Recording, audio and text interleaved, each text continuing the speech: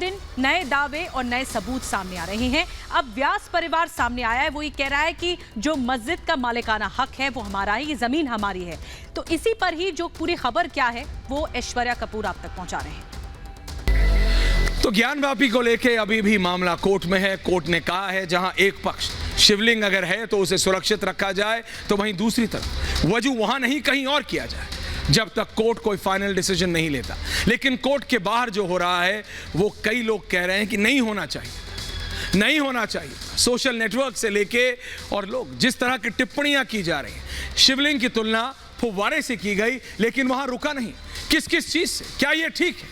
संविधान सबसे ऊपर है, दोनों पक्षों को बांधना पड़ेगा, और उन नेताओं को भी जो इसमें राजनीति को जानबूझकर घुसेड़ रहे हैं कि आखिरकार जो कोर्ट कहेगा वो अंतिम निर्णय होगा। ये सबसे महत्वपूर्ण है, बात करेंगे और भी, लेकिन पहले ये खास रिपोर्ट।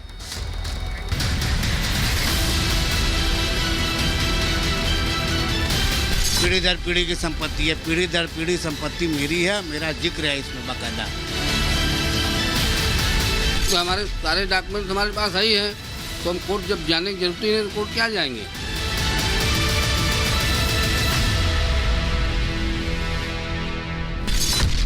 नए दस्तावेज, नए सबूत, किसका दावा मजबूत? ज्ञानवापी को लेकर व्यास परिवार ने बड़ा दावा किया है। व्यास परिवार का दावा है कि ज्ञानवापी परिसर पर उसका मालिकाना हक है। रिपब्लिक भारत ने व्यास परिवार के जितेंद्र व्यास और उनके वकील इंद्र प्रकाश से एक्सक्लूसिव बातचीत की, जिसमें व्यास परिवार ने कई बड़े दावे किए हैं। व्यास परिवार के पास उनके दावे को साबित करने के लिए कई पुख्ता सबूत भी मौजूद हैं। और उसके बाद ये 1854 की वसीयत है, एक दो सन की नहीं, 1854 की वसीयत है। ये वसीयत हिंदी में ट्रांसलेट सब रजिस्टर्ड है, कोई अनरजिस्टर्ड पेपर नहीं। ये 1852 वाली भी रजिस्टर्ड है, 1854 वाली भी रजिस्टर्ड है, समझे कि नहीं? अरे 1874 वाली भी रजिस्टर्ड है, सॉरी, ये 1874 की है। उसी सीक्वेंस में ये 1968 की वसीयत है, 1968 की लास्ट वसीयत, जिस बिल पे हमारे बाप दादाओं को दे दिया गया था, राजनाथ व्यास, केदारनाथ व्यास और सोमनाथ व्यास और चंद्रनाथ व्यास को।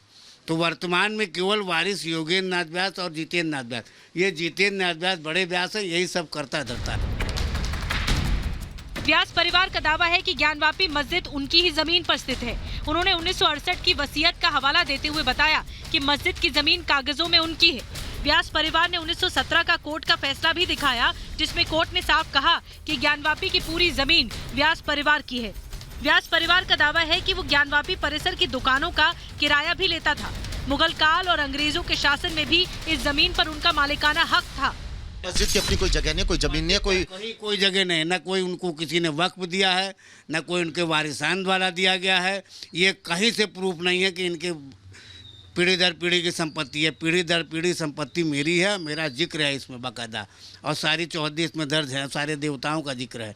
तो ये कहीं नहीं डाटा। अच्छा, उसके बाद भी उस समय एक फैसला भैया कि ये विवाद तमाम झरी वगैरह को लेके करार करते थे, मोहम्मदन पक्ष वगैरह किया करते थे, जो तहबाजारी वगैरह हमारे उतार। तो ये 1917 का फैसला है, ये 1917 का फैसला है।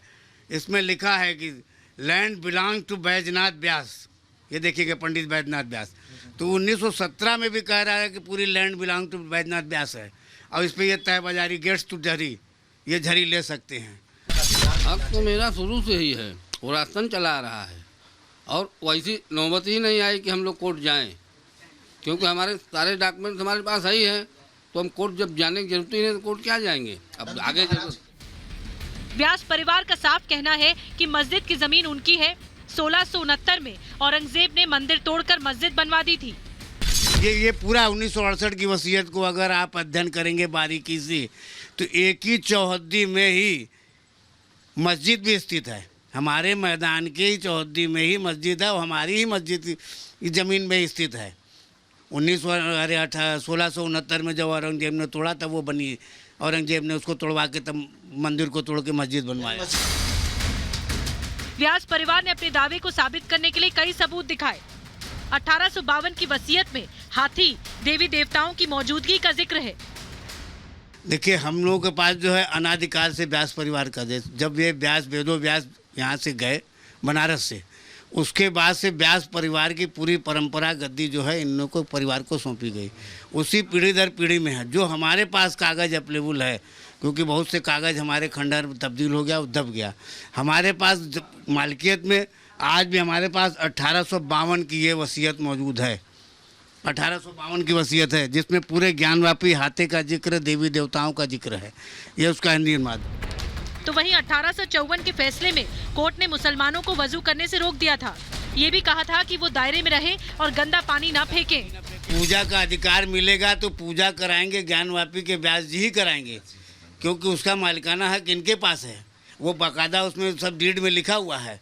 और आज हम लोग ये फैसला देखेंगे, 1854 का फैसला है, जब ये हमारे तरफ आके वजू वगैरह करते रहे, दुनिया भर के कुराफात करते रहे, परंतु उस सब के लिए रोका गया कि इनको हमारे तरफ वजू न करें, गंदा पानी न फेंकें, अपने दायरे में रहें। ये सर्व 1854 का फैसला है, ऐसा दूसरा नहीं है।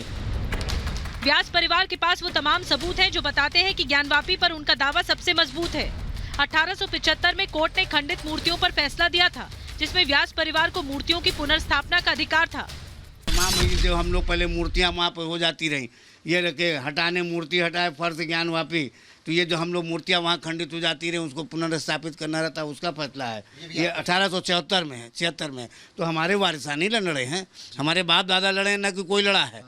अब आज तमाम लोग लड़ने के लिए तैयार हैं, हम मालिक हैं, हम पुजाएंगे। किस आधार पर पुजाएंगे? किसी के पास कुछ नहीं है, मालिक सब बन रहा है, राजा को पता नहीं, मुसहर वन बांट लिए।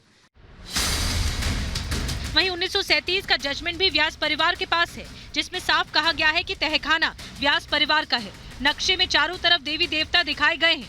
नंदी, श्रृंगार गौरी के अलावा वहां पर भदेश्वर, महाकालेश्वर, ओंकारेश्वर, तारकेश्वर, गंगेश्वर और महेश्वर भी मौजूद दिखाई दे रहे हैं। मैं आपको एक जजमेंट और दिखाऊंगा, 1937 का ये जजमेंट है। आप इसमें देखिए, ये मैप जो है ये पार्ट ऑफ दी जजमेंट है। इस मैप में आप देखेंगे, मेरा द्वारा नहीं है, ये 1937 में डिसाइडेड है। ये देखिए, तहखाना ओन्ड बाय व्यास, साफ लिखा, ये पूरा तहखाना मेरा है चारों तरफ का। यहाँ नंदी महाराज बैठे हुए हैं। यहाँ पर कहीं अभी जो शिवलिंग जो और उसके चारों तरफ ये देखिए देवी देवता थी, श्रृंगार गौरी ये हैं, जानी पश्चिम तरफ हैं भद्रेश्वर, ये वीर भद्रेश्वर हैं, ये दंडपाणी हैं, ये मोक्षेश्वर हैं, ये महाकालेश्वर हैं, ये ओंकारेश्वर हैं, ये तारकेश्वर हैं, ये गंगेश्वर हैं, ये महेश्वर हैं। ये मूर्तियां भी विराजमान थी। अभी जो व्यास परिवार का ये भी कहना है कि श्रृंगार गौरी की पूजा पहले हर रोज होती थी। व्यास परिवार वहां पूजा अर्चना करता था, लेकिन 1992 में बाबरी विध्वंस के बाद इस पर रोक लगा दी गई।